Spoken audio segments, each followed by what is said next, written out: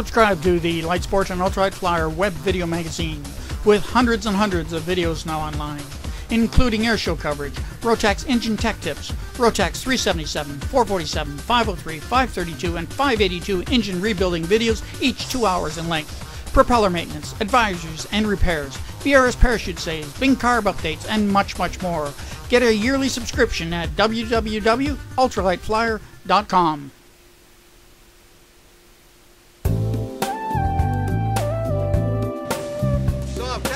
For an airplane that, I took this off my little airplane. I wonder if there's a bigger one I could stick this on.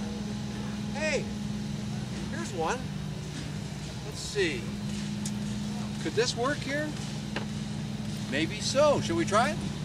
All right, we're going to pop off the little wingtip here. Put the big one on that Dan's got. While he's doing that, carbon fiber slips in, slips out. So the span of what you got right there, Jim, is how much? That's a 36-foot span. 36-foot span.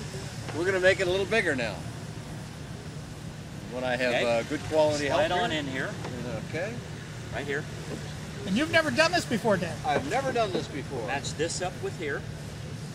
Come back a little, right? Okay. Okay, wiggle it, push in. That was just too easy. Now, it's got to be some way to secure all that. Now we we hate put to the lose spar a pin back in.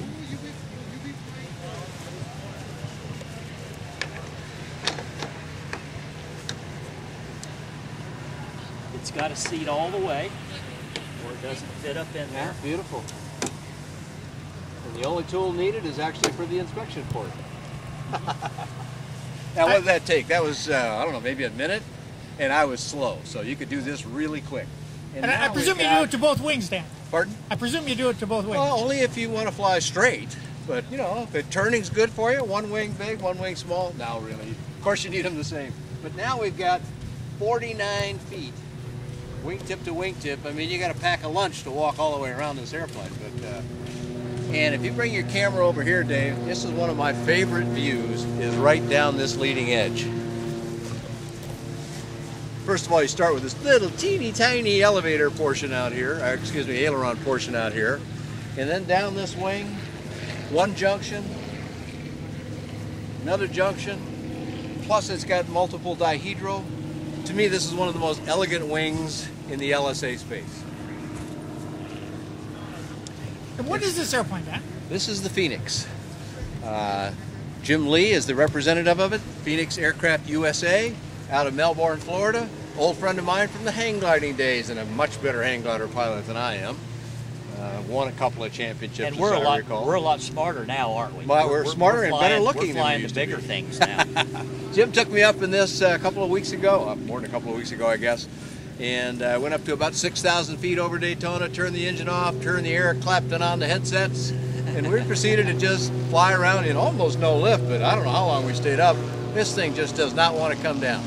Now, a soaring enthusiast obviously going to go, whoa, this is my kind of airplane, but it doesn't just have to be a soaring enthusiast, because it's got the two sets of wings, which comes standard with the airplane.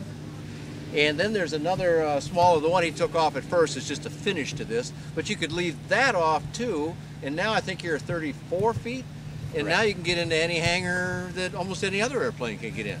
So those that look at this immense, long, beautiful wing go, well, I can't, but what would I do with it? Well, you just saw it. Pop the wing off, you're good to go.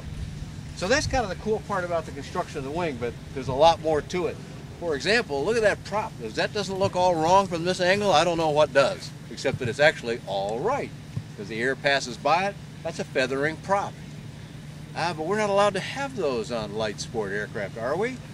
Well, as a matter of fact, that's a part of the story. Why don't we go a little closer and have Jim tell us some background. So, as you see here, this is in full feather mode now, and what this is going to do for you, of course, while you're soaring, you don't want this, you certainly don't want it spinning, unless if you're really trying to do pure soaring engine off, but a prop sticking out, as long as that is, with its blade presented to the wind, is going to add drag. And my goodness, you look at this thing, it doesn't need any extra drag, so how do you get rid of the last bit? Well, it goes to full feather, but it does that automatically. Tell us a little more about it and give us just a short bit about how this went through some changes with our good friends at FAA. Okay, wow, what a story that is. Well, basically, to feather the prop, this has an automatic system in it. So if we turn the key on to one of two of the mag positions, the propeller unfeathers automatically. See it going here. Like so. Now, you turn the key the rest of the way to start, and you start the engine. So now the propeller's turning, you fly up to altitude, you level out, slow down, turn the key off, the engine stops, and the propeller feathers automatically. Now the reason we do it this way is the FAA said that a manual lever to feather and unfeather the engine was not auto feather, and it was written into the light sport regulations that light sport gliders may have an auto feathering propeller. They thought, auto feather, that sounds good, easy, simple, pilot doesn't have to do anything, we like the sound of that. They wrote that into the regulations. Well, the fact of the matter is you have to have an electric servo system controlled by switches that the pilot has to understand, and then if the servo malfunctions when you're feathered, you're stuck with a feathered propeller that you cannot use. So then we had to put the lever back in the plane to have an emergency disconnect of the servo system in the event of a failure. So first they made us take the lever out, then they made us put in a servo, then they made us put the lever back in. Well, they knew right about that time that the whole thing was a big mistake, and so they changed the wording, and so now it says that a light sport glider may have a feathering propeller, and they essentially leave it up to the manufacturer as to how to accomplish that feathering. And the best way to do it is with a manual lever. You pull the lever, it's feathered, push the lever forward, it's unfeathered. Simple, light, cheap, everything that is supposed to be in light sport. Now the fail-safe on that then, not with the servo-powered type, but with the manual lever type. Okay, it's in the feathered position, and you need to get it back. And what's the fail-safe to that? How do you know that you can get it back? With this servo system, you've got the lever again back in the cockpit. The lever is the fail-safe. So now, if we pull the lever, it removes the servo motor from the propeller system. The propeller is spring-loaded back to the unfeathered position. So all you've got to do is have that lever that they didn't want at first, yeah, but now they do like. Yeah. And once you pull that lever back and pull to go, is that sort of the theme, yeah, I guess? Yeah. And now you're back with the prop in the normal position where it can bite the air and do the job. And in flight, this is just effortless. In fact, the explanation is harder, much harder than the action. Yeah, right now with the auto system, as you saw, we turn the key off, it feathers. We turn the key on, it unfeathers. With the manual system, you turn the key off and you pull the lever and it's feathered. To start the engine, you push the lever forward and you start the engine. That's all there is to it. There you go. So lever forward, you want to go again? Turn the switches on, you're ready to go. Yep. This has the Rotax 912 100 horsepower in it. 100 horse. And boy, it likes to get up and go. What's the climb rate on this guy? Long wings, 100 horsepower. 2 people, 1,200 feet a minute. Solo, 1,400 feet a minute. And that's the kind of numbers I saw on it when we flew. That was probably a pretty standard atmospheric day that day, because it was a little cooler than it is today here at Sun and Fun 2011, by the way. What kind of changes did they make when they designed this airplane that benefited from the earlier craft? Well, for number one, they made the fuselage a lot sleeker. So much improved aerodynamics on the fuselage shape. Yeah, you don't have it. There's no big angles or canopy anything. transition. See, if we shut the canopy here and you're filming straight on, you can see that we've got a pretty smooth transition here on the And I got to point out, arguably the neatest instrument on any aircraft ever is this little thing right here. This is called a yaw string. Power plane pilots don't know what that is. Every soaring pilot knows what that is. That's the simplest.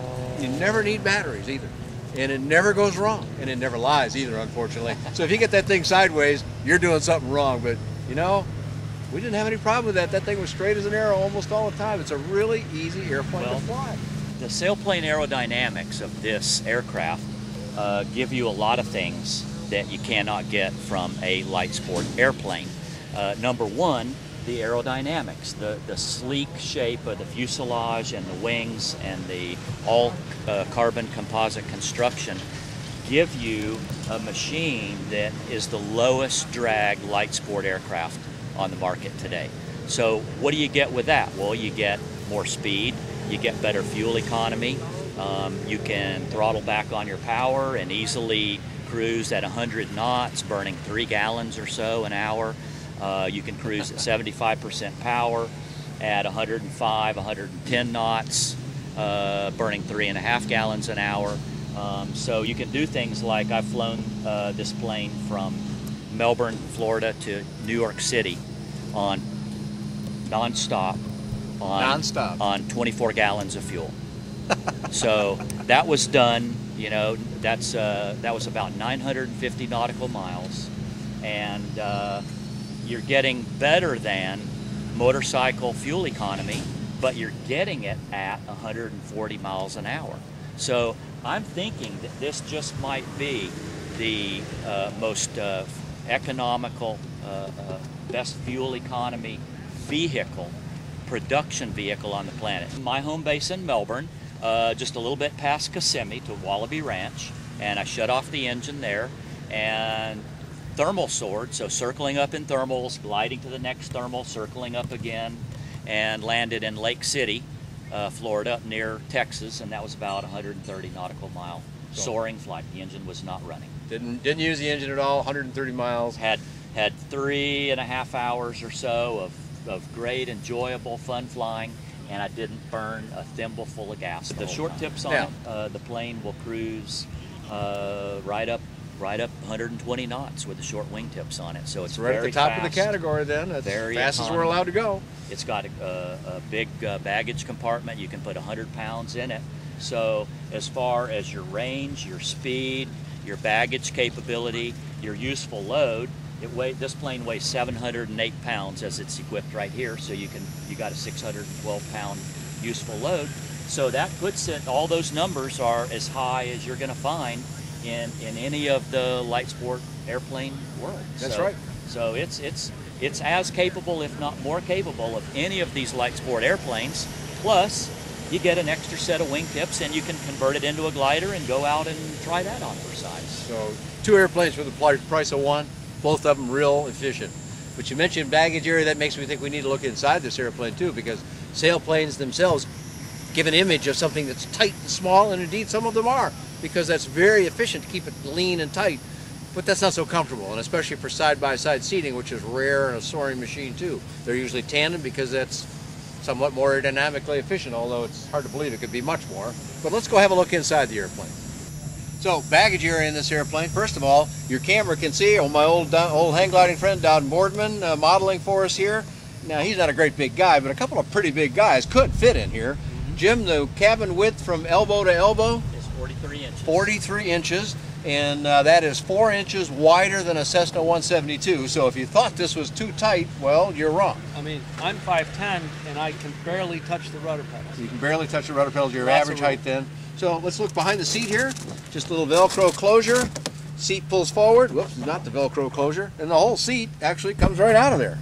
And now you can see inside the baggage compartment. I mean, there's a lot of room back in here. And so this thing is a very legitimate touring machine, as well as all that delightful soaring stuff we were talking about. But let's come around and have a look at the panel now a little bit. In this aircraft here, I mean, there's a bunch of switches and knobs and other stuff that maybe you're not too familiar with. Here's behind my hand is that lever that Jim was talking about. That's for the prop. Some other controls in here, and more than we got time for today. So if you need some more information, because there's a lot more to have, go to phoenixairusa.com. And you have a flight report on this aircraft, Dan? I don't have a full flight report on it, but I've got some information, and we'll do more of that later. And you can find that information and lots of other contact details for this aircraft at bydanjohnson.com or bydanjohnson.com.